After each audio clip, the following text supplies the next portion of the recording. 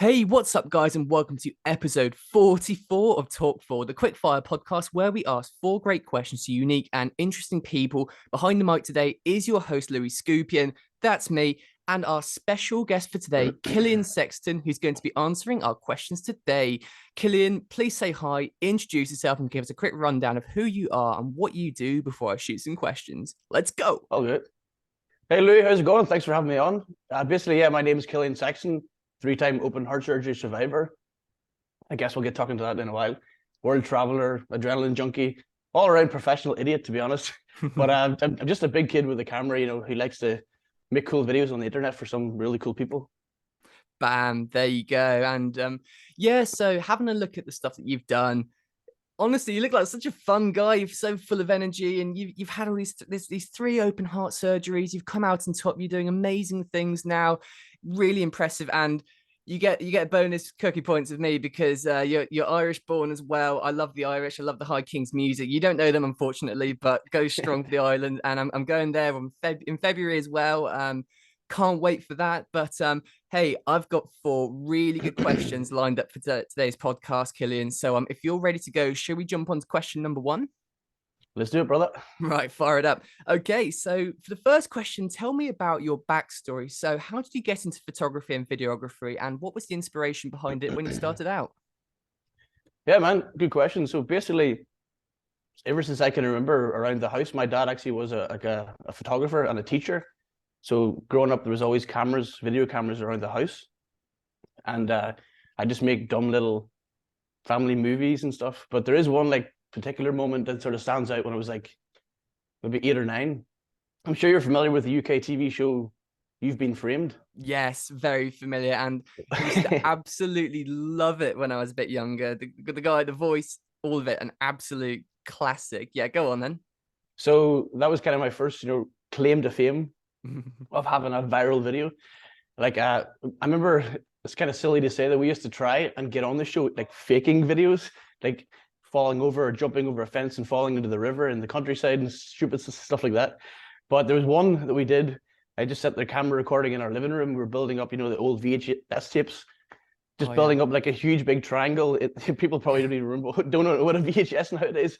All saw that video. Gen Z. I saw that. Yeah, brilliant. So I was basically me and my brother were building up a huge big triangle, and we got to the very last VHS tape, and I just went to put it on the top and pressed out too hard, and the whole thing just came crumbling down. And my reaction was just I was just obviously a kid. I started crying. I was so annoyed with myself, and I stormed out of the camera. And then we just thought, this is a really natural clip. We'll send it in. And sure enough, it got used.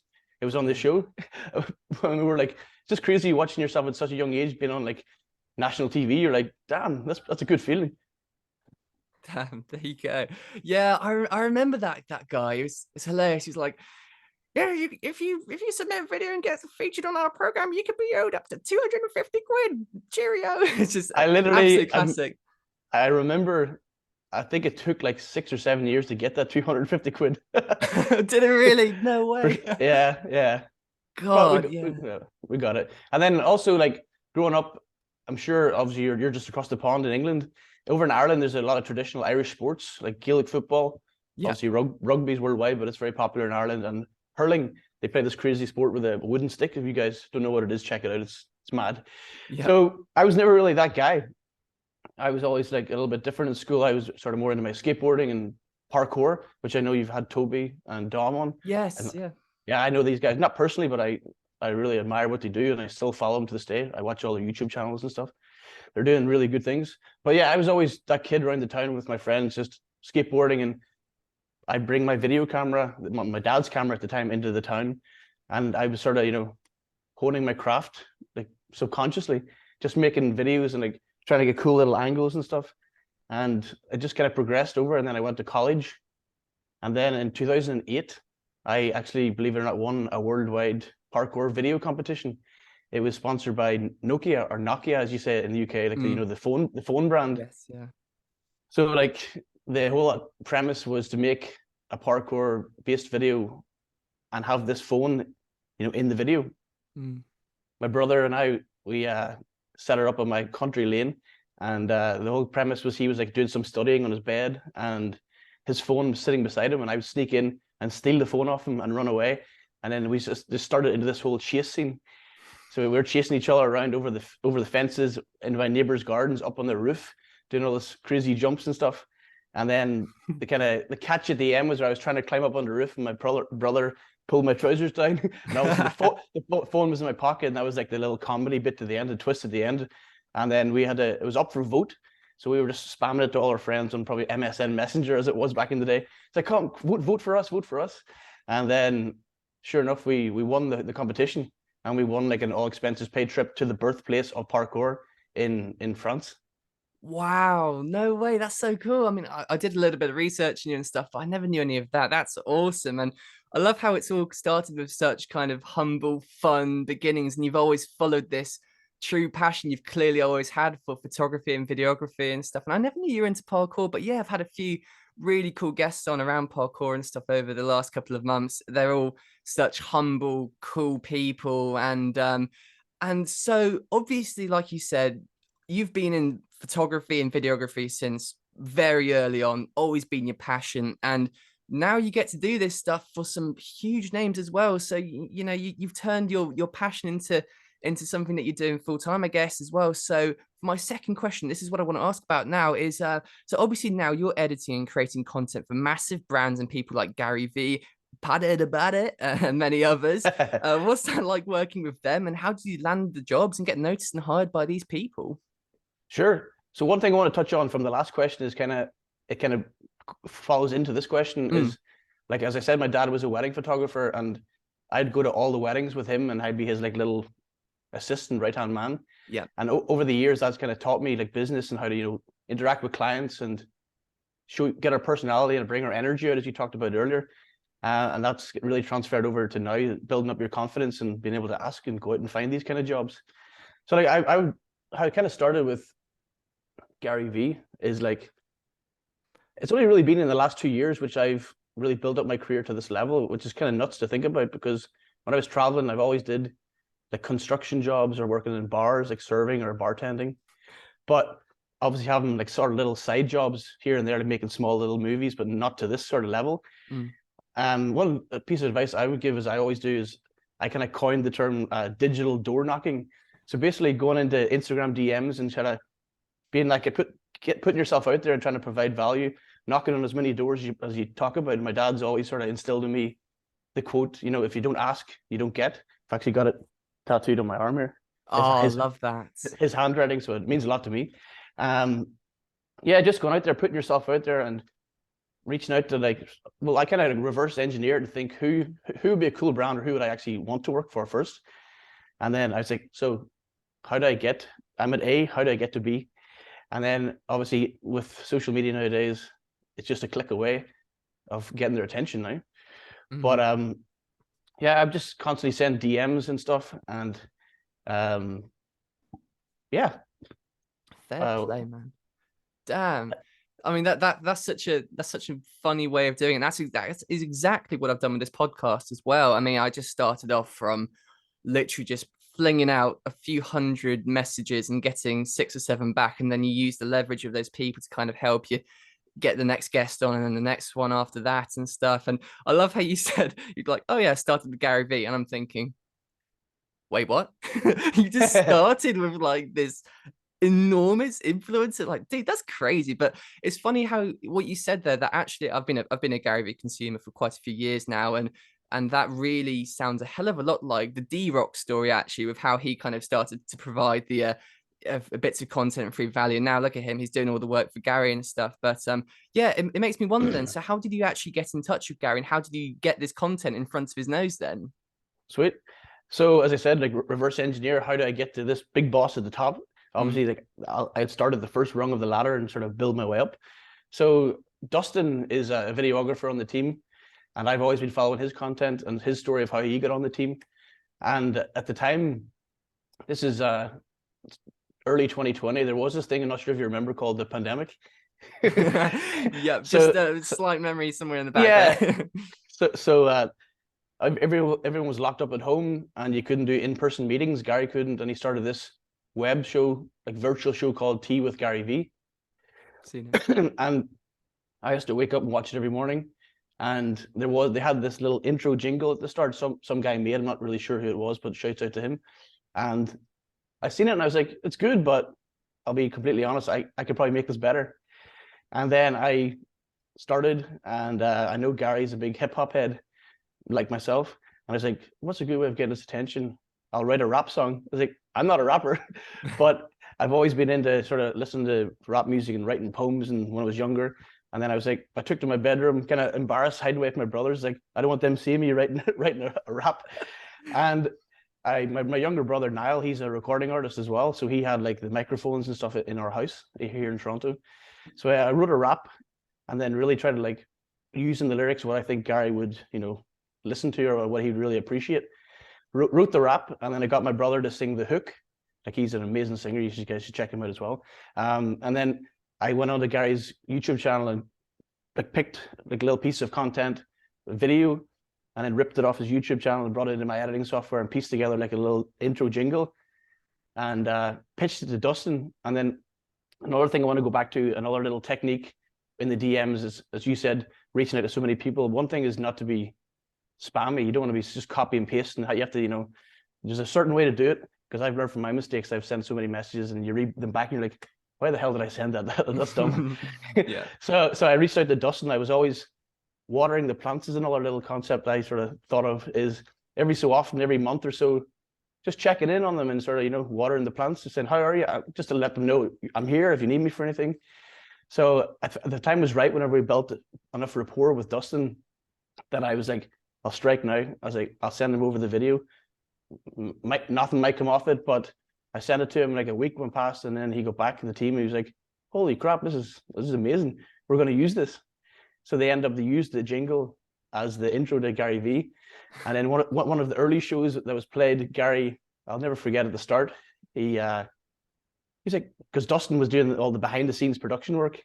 And he was like, Dustin, was that a new intro? Can you play that again? I was like, I got him. So, and then he played it again. And he was like, yeah. Anyway, fast forward another week, we actually got invited onto the show after making the jingle. So myself and my brother got invited onto the virtual show. We were just chatting for a good 15-20 minutes about Niall's music, my videography, and how we can sort of take it to the next level. And then towards the end of the conversation, I was like, it's went so well. Gary did say, he stopped the show in the middle and was like, you guys, I just want to party with you guys. You guys seem fun. I was like, holy shit, this is amazing. And then at the end, I was like, I'll just throw out a Hail Mary. And I asked him, I was like, next time we're in New York, is there any chance we could grab like a 10-minute coffee? Just I'll pick your brain. He was like, get to New York, kid. You've got 10 minutes. I'm like, okay. And then the call ended, and me and Niall were just freaking out. We're like, what? We did this. Oh my God. Crazy. That is absolutely ridiculous. You must have been so excited, and that's just epic. I've got to ask them, did you come up with a name for this song then, or and who sung it then? That's what I'm saying. I rapped the song, which I'm not. No way. I rapped it. So if you go back and play it, that's my voice. That's absolutely ridiculous. Did you have a name for it then or something? Where can I find it? So if you just type in Tea with Gary Vee, it's been used for the last like year and a half or something. So like all the most recent episodes, the very, very intro song, it lasts like 15-20 seconds. That's me and my brother. That's absolutely incredible. First thing I'm doing when I get off this podcast is I'm going straight there, and I have to listen to this. I've got to hear it now, because it's going to provide so much more like meaning just to know it's you. Yeah, so like the little hook at the end is like it's a very catchy part of the song, not the rap part. My brother sung. If I like sing it very terribly now, you'll probably maybe rejog your brain. It was like, tea with Gary Vee, preaching positivity. That was it. Yes! And then like it was like, what? There you go. That's it. Oh my God. I have to hear the proper edited version after this though. But I'll tell you what, I was thinking about just what you were saying there as well. And I totally feel exactly what you mean about the whole sort of building rapport thing. And it's hard to know how much to do, because I obviously have the same thing with my podcast. When you're talking to really big people, their assistants and stuff, the nightmare is when you send something and then you're left unseen, and it's like it's a question message or something you're asking, how you doing, or this sort of thing, or when can we maybe do this or something, and then you get left unseen and you're like, Oh no. What do I do now? Do I wait for a month and follow up? Or have they just forgotten me? Or have they just forgotten to do this thing and they need reminding again? Or are they just that sick of me that they just don't want to hear from me? And they're saying, Yeah, that's just take the one thing. point, son. Yeah, you just got to learn how to gauge it, and obviously learn to take it on the chin. It's going to happen. You're not going to get every single one. So that Yeah, was just lucky that it did happen, and it was for such a prestigious, entrepreneur. But crazy. to get a little bit further along the story, that was like kind of making my first impression, getting my foot in the door per se. And then how the actual job came around was, I think it was like summer 2021. I was actually preparing for my third open heart surgery, which we'll talk about later. Sure. And I seen a post on his Instagram, or the Team Gary Vee Instagram, like looking for global creators, because obviously we were in the pandemic and you couldn't work from the office. This was the first time they ever were hiring people all over the world. So I was like, this is my chance now. And then I applied and used the attached, the Tea with Gary Vee intro. Yeah. And then we actually did another intro. Sorry, I almost forgot about that. The segment where Gary was like, D-Rock, or I think it was D-Rock, was like naming, say, like the New York Jets, and then he would say overrated or underrated. Yes. Great series. We actually did the jingle for that as well. No way. Oh man, Yeah. you've done so much. So you've done so much iconic stuff, because this is all bringing it all back to me now. I'm thinking, oh my god, yeah, that you did that. What? It actually started with the instrumental, which is a quirky little sort of song. And then I just knew as soon as I heard that song, I was like, my brother's voice over the top of that would crush. And then I got the first one. I was very confident. I was like, we're getting on this one. We've got this in the bag. And sure enough, same thing. We took like 30 minutes and recorded it, sent it on to Dustin. He was like, what? You guys are here again? You did it again? And then it got used again. That was a little bit before the global creator position was, advertised. I just forgot about that. I just thought I had to touch on that. But I applied for it, and then, as I said, used the underrated, overrated jingle and the Tea with Gary Vee jingle as on my resume as like I've done this for you already. What else could I do? And I applied for it, and went through 4 or 5 pretty rigorous, interviews, just like we're doing right now. But the main was I got all the way to the end, and then they wanted you to. They made up like an imaginary brand. So my whole test was to design, market, and make content for this fake bicycle company. Okay. So I had to name the company. I had to come up with like cool little quirky reels, and I set up social media pages, and like we put the logo on their Twitter and Instagram just to make it feel like it actually was real. And the name, if I do say it so myself, was pretty genius. I called the company Velo.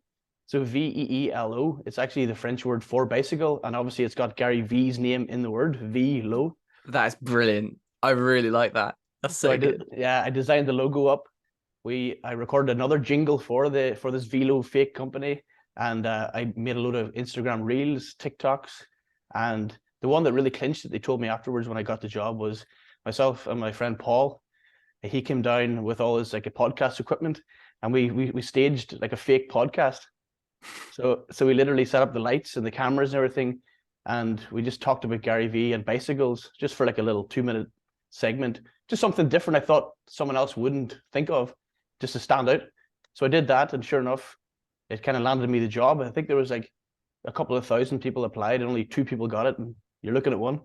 Damn, there he is. There's one of them. And oh no, that's so cool. I love that name, man. You that is exceptional. I mean, that's instant brownie points if you can get his little name in there as well. So that's just too good. You must have thought, oh my god, I've stumbled onto something really good here when you saw that or thought of that. But I'll tell you what, this leads so well onto the third question, actually, all of this, because you got chucked in at the deep end. You've been doing the photography and the videography most of your life, and suddenly you're working for Gary Vee, and then later on you're working for all these other huge influencers and stuff and brands and companies. So this now leads to the next question perfectly, like I said. So what is it that you feel creates the most engaging content and videos, and what would you say are some of the most important aspects of a piece of content for it to be really good? No one better to ask than you. Appreciate that. Well, the first thing is you can't buy personality, or you can't fake energy. And just the people that I work for now, they just have that X factor, as they talk about. That's why they are who they are. Like Gary's that colorful guy with his language and his opinions. You know, Andrew Schulz is hilarious, and Paddy the Baddy's like a UFC superstar, and he's almost like a stand-up comedian himself. So that's what I'm saying. All these guys have got that thing. So that makes my job easier, a little bit easier. But I think like the most sort of engaging content sort of, it evokes emotion, whether it's, you know, like laughter, nostalgia, or thought. I want the people to finish the video and sort of leave with some, like they feel some sort of way. Like I really enjoy like the comedic sort of editing. I feel like my comedic timing and editing sort of is pretty damn good. And another sort of very important point is like the use of like sound effects on subtitles and like little animations and emojis popping up. But like there is a happy medium. Like you don't want to overdo it, that people are like, boo, it's like too many things, you know, blah blah blah in your face. Say like an emoji's at the top of the video and the subtitles are at the bottom. Your eyes can't see both, so you have to keep them all. You have to think about that. Your eyes are focusing on one thing, so they all have to. That plays a part as well. And then, yeah, like the subtitles and the sound effects, kind of like, or sound design as it's called in the world, is it really like it heightens the word. Say Gary Vee was talking about positivity or something, and he would say, and bang, in walks blah blah blah. On the word, on the subtitle bang, you put on like a cartoon crash emoji or something over the top to really bring that word to life. People really like, subconsciously like hear that, but they don't really think about it. It's just like a little tricks of the trade. Trying to think what else. Like I'd say like trimming the fat, or in the industry is known as a kill your darlings. You know, like just tighten everything up.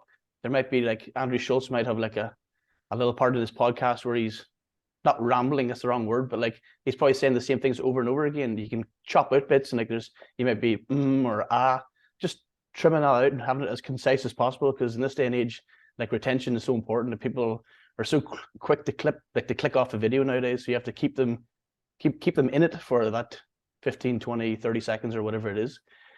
Yeah, I think like that's really the main bits of keeping the content, you know, engaging and sort of fun. But I think what people don't realize is, you know, the amount of time spent on these like 30-second to 1 minute videos. When you incorporate all the things I just talked about, some videos, like it takes like 4 to 8 hours per like clip, which is like, I really think people don't understand that. I'd always challenge people to come and sit down in front of this laptop, open up an editing software, and even try and find the splice tool in the editing software. It's a lot of work. You got to know what you're doing. No, I can tell. And wow, 3 or 4 hours. That's a lot of time for a little piece of content. I tell you what, if you're someone who's not at the top and you're just coming up and stuff, and you're just starting to pick up your following, and then you spend that kind of time on a piece of content and it just completely flops, that must be the most gutting feeling. But I'm going to tell you a little story now, actually. So this is how I found you and your page. So flicking through Instagram, going through the news feed, came across Gary Vee's video.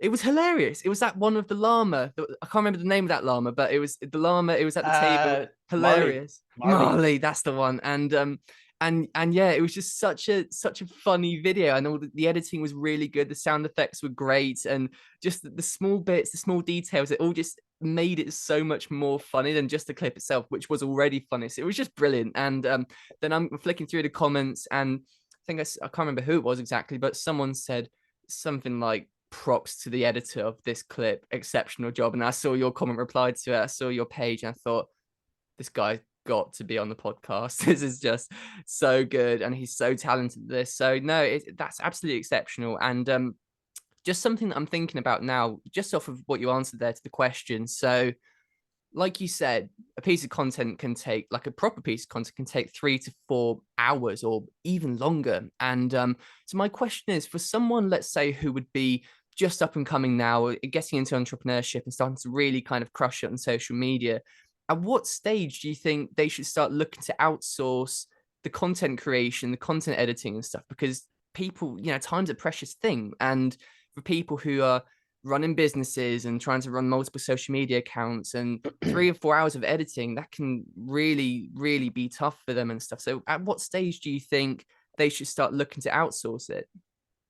Well, I'd say like ideally ASAP. Like say if they have like the budget there, then it's something like they don't have to worry about. And obviously themselves, they're an entrepreneur. They're not a video editor. They're not a creative like me. So why not? It only makes sense to hire someone who's professional at that job to do that. So you can have so much more time to actually run a business or have all these meetings and stuff and not have to worry about it in the back. They just put full trust in me. Like the team, Gary Vee is like something I've never worked with before. Like the team's incredible. Behind the scenes, like even through like the file management systems and like how they do how the whole workflow runs is like it's a well-oiled machine. It's crazy. It's something I've never seen before. But yeah, that's the short answer is just as soon as possible. And if the funds are there, then and you can afford to hire somebody to do the job and do it exceptionally well, then why not?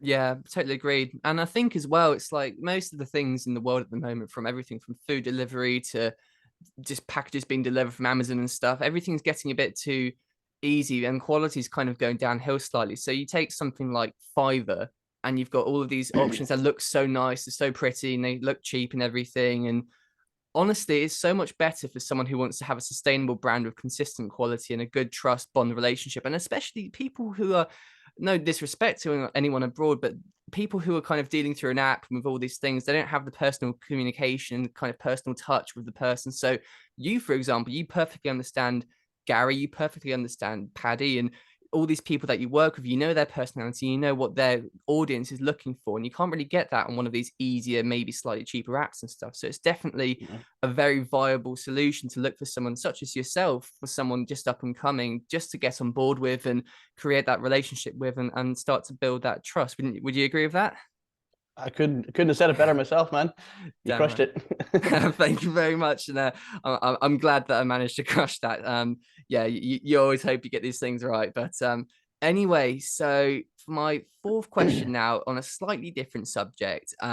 I understand, obviously, like you've said, that you're an open heart, 3 times open heart surgery survivor, which is incredible, and now you're doing all this incredible stuff with Gary and all these amazing people. So what I want to ask for my last question is, if you have a minute, to speak to everyone around the world going through hard times with their health and feeling really down and out of life, what would you tell them to help them keep going and feel hopeful? I feel like with what you went through and where you are now, what you're doing, you'd be a great person to answer this. And with the energy you have and the positive outlook you have, please give us some advice. And if you want to, you can feel free to tell us the story of the open heart surgery 3 times surviving thing too. Sweet, of course. This conversation just took a little switch, but no, I totally open to talk about it. It's something that I've went through that's been pretty traumatic, and if I can talk and sort of share my message, and if it helps at least one person going through what I'm going through, then I've done my job, But yeah, I was kind of dealt a shitty hand, if I'm honest, at life. At the start, I was born with a really, really rare heart condition called truncus arteriosus. It's kind of like the dumb it down, and the most easiest way to understand is like you have the left ventricle and the right ventricle. One's pumping oxygen, one's pumping blood. I was born with just one, and they were mixing together. Like everything was mixing together, and was really, really dangerous. Right. So I had to get rushed out into the emergency room at like 4 weeks old, like no bigger than like a bag of sugar.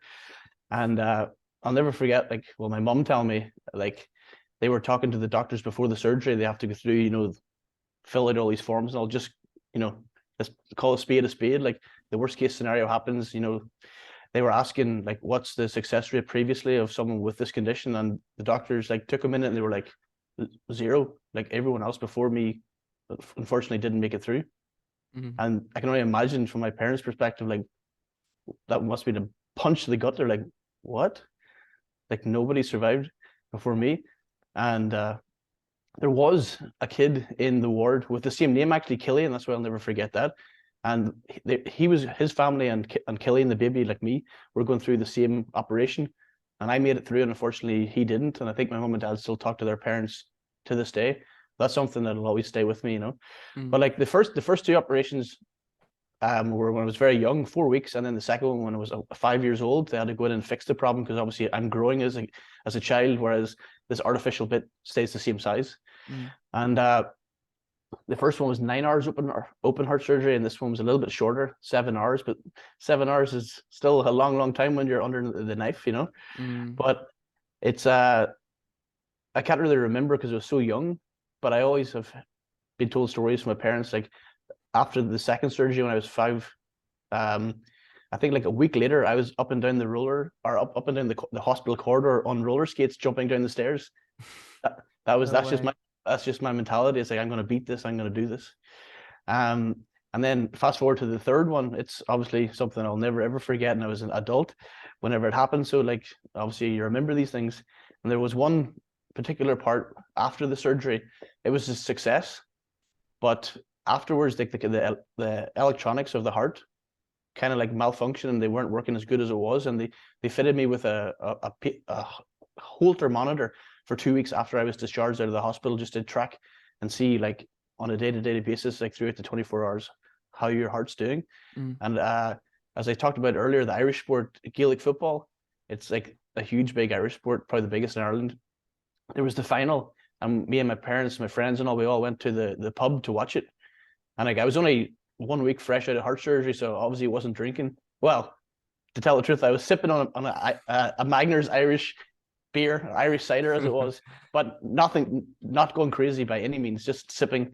And it came towards halftime of the game, and then I just started like feeling really weird. I'm like, you know, that I don't know if you've ever fainted before.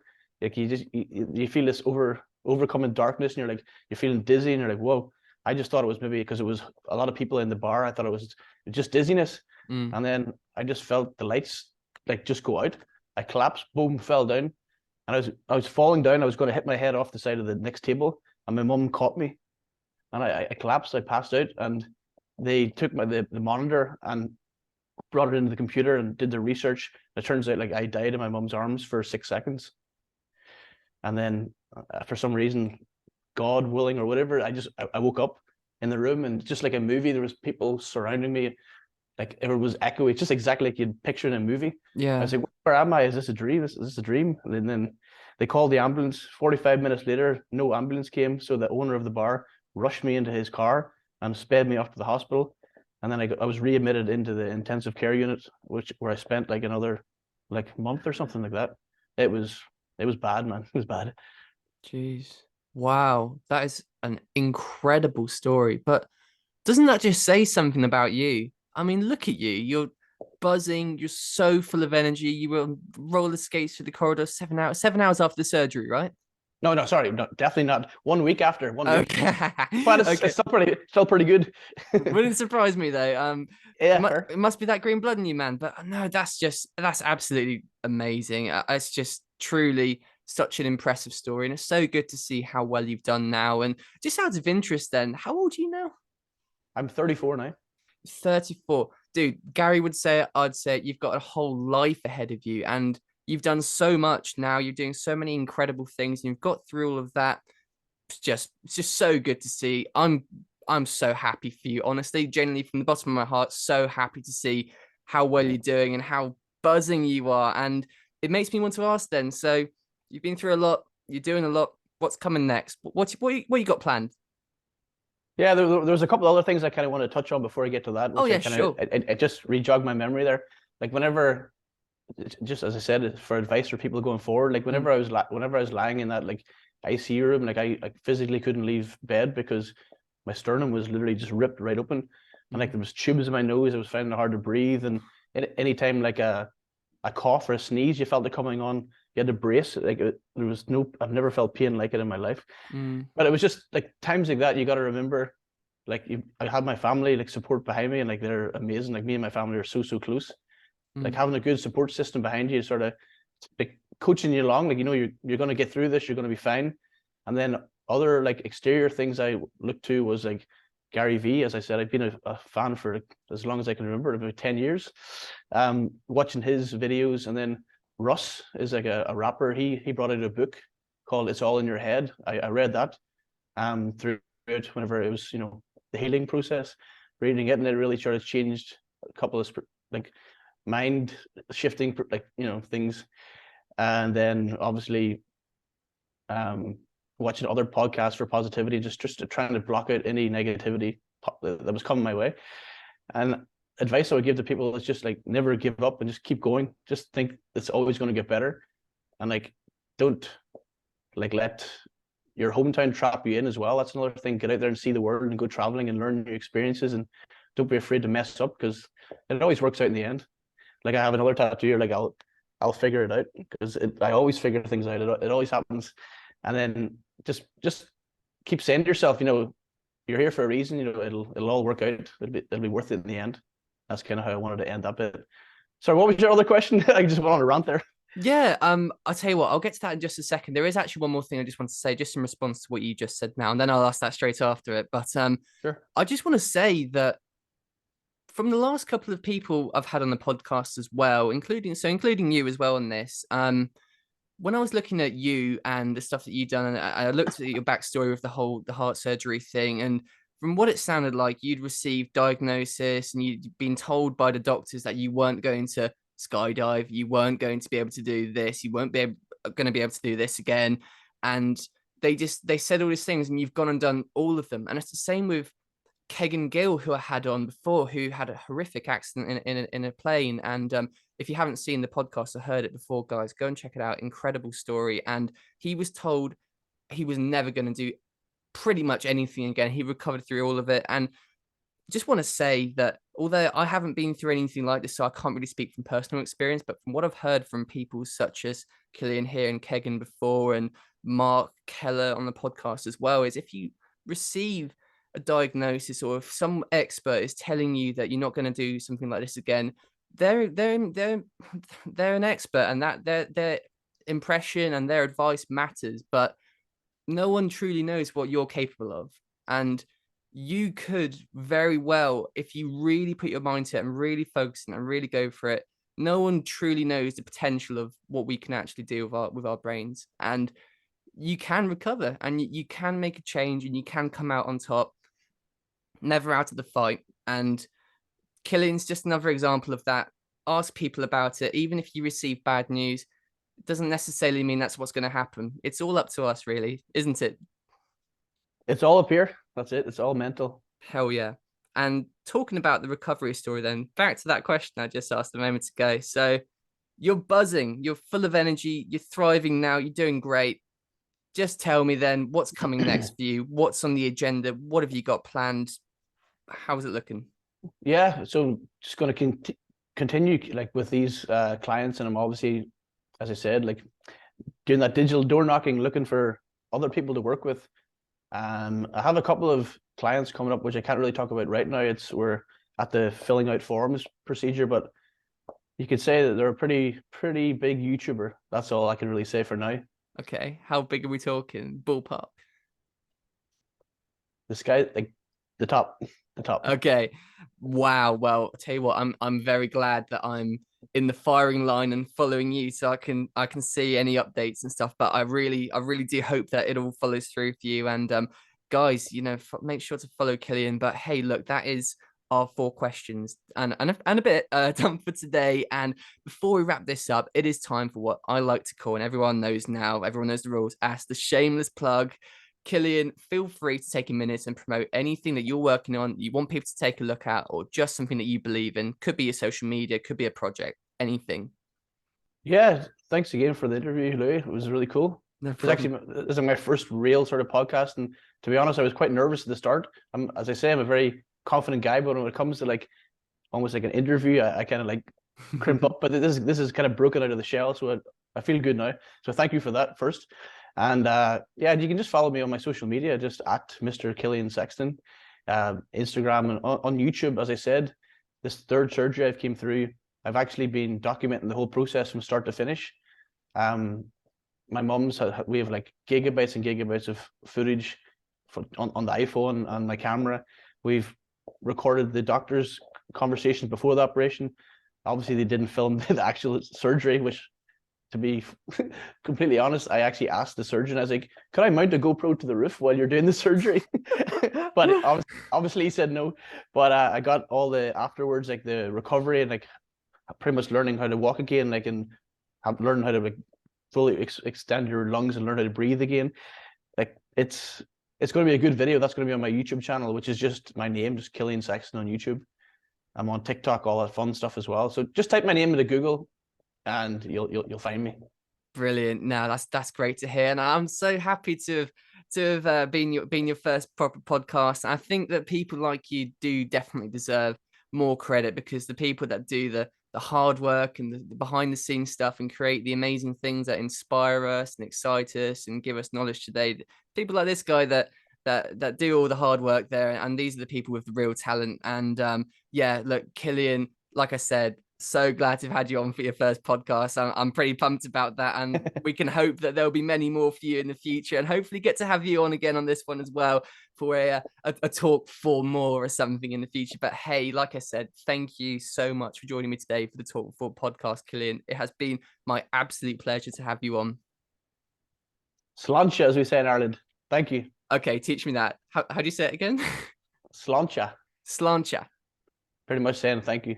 Okay, brilliant. Nailed it. Right. So, sláinte, guys, for listening. I hope I got it right. This has been episode 44. And if you'd like to listen to our past episodes, go and have a look at our channel. And if you'd like to listen for our future ones, make sure to hit that subscribe button and spread some love. Leave a like and a comment. Signing off for now.